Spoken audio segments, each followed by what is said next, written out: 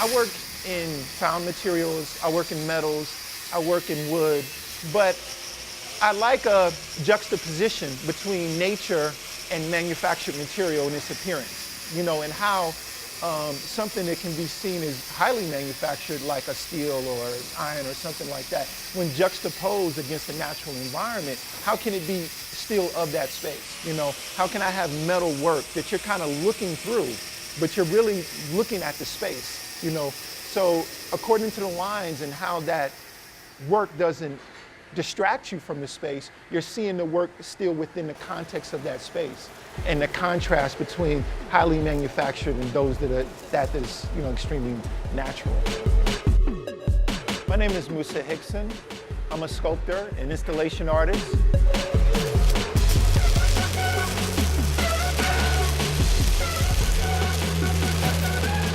As far back as graduate school, I've been very interested in circles, ovals, bubbles, egg shapes.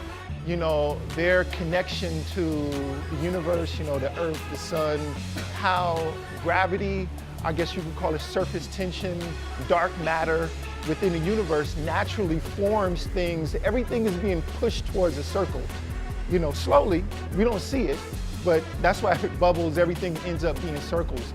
So being interested in how all shapes are often pushed towards ovals and circles, the circles or the ovals become the foundation to the types of shapes that I like to make when I'm working.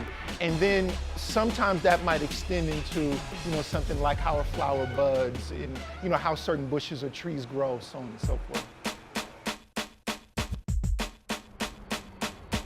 Myself, along with some community artists that I have been working with for a few years now, started Brooklyn Art Incubator in about 2002.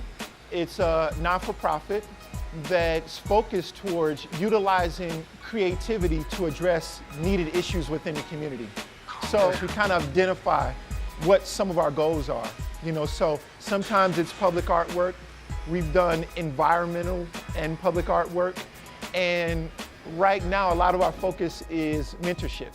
So it's using creativity to address mentorship. We're not always doing art with the kids that we mentor, but our focus is working with kids that are in foster care. So we work with the foster care agencies. We've identified that foster care population is often a population that could later on be in juvenile justice or later on be incarcerated. So our focus when mentoring with the foster kids is to try to end that situation where they maybe later on would be in juvenile justice and later on incarcerated, by exposing them to different aspects of culture, different aspects of education, and being that extra adult in their life. I've moved around a lot, but I've mostly grown up in Clinton Hill, and it's always been an arts-rich community, so a lot of the things that are going on in Clinton Hill, Fort Greene, Bed-Stuy go back decades, and therefore the young people in those neighborhoods are already exposed to that. I believe everybody is already an artist. It really depends on what your art form is. Is it metal fabrication? Is it horticulture? Is it, medical science? And often, I think accepting that you're an artist has to do with kind of being exposed to certain things and saying, wow, I feel this way about cooking that person feels about sculpting. And then kind of becoming an artist is accepting that, seeing that, accepting that, but sometimes seeing those examples are important in being able to do that.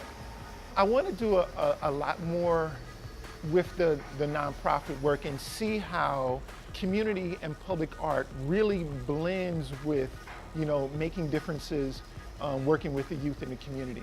Continue to do public sculpture, continue to do public programs, and, that blend of seeing how art and creative approaches towards, needed communities and solutions are going to be effective.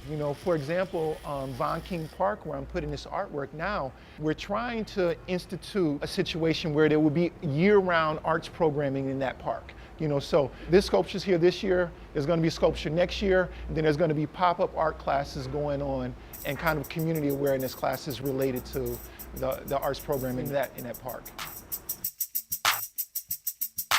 If I wasn't an artist, I think that I would be a little bit more of a troubled person because it came into my life kind of as a meditation or a medicine or something like that. It kind of helped me focus, you know, so I think it's just best that I am.